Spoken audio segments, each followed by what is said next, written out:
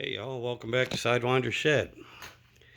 Yeah, as you can see, I got all the pistons out of the engine and getting ready to finish cleaning them up. And again, the bearings on this thing was just incredible. They were in such good shape.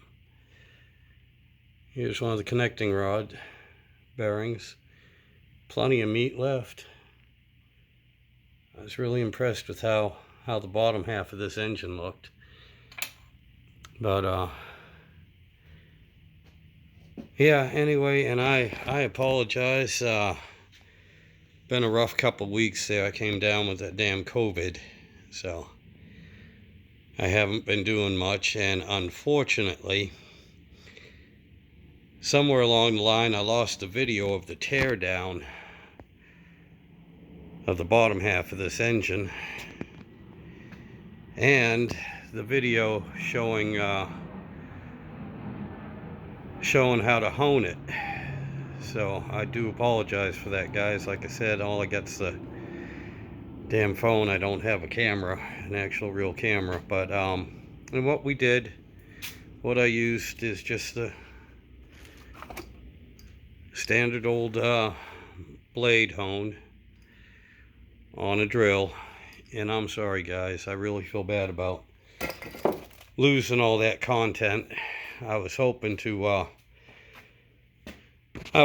get some of this a few videos up, some content up while I was sick and everything. And then when I went looking for it, I don't know what happened.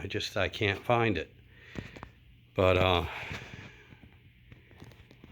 anyway, yeah, I'm still not feeling 100% just yet, but I'll get back in the swing of things here in a little while. Please have some patience. And again, to all the new subscribers, yeah, sorry about the lack of content here and it being a little bit spotty. It's life happens. But anyway, and as you can see, yeah, my poor shed, is a mess. That's the other thing I wanted to try and clean up. Also had a had a tree from the neighbor's yard come down on top of the shed, and we got that cleared up though. But this is a real sturdy shed, and the rafters are all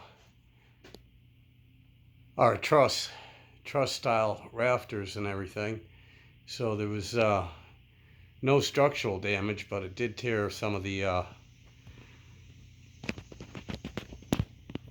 shingles off the roof, which you got to get repaired before the wood underneath rots away and it tears up the man room. But anyway, you know, like I said, life happens. Y'all have a good one. I'm gonna go back inside and lay down for a little while. Y'all take care.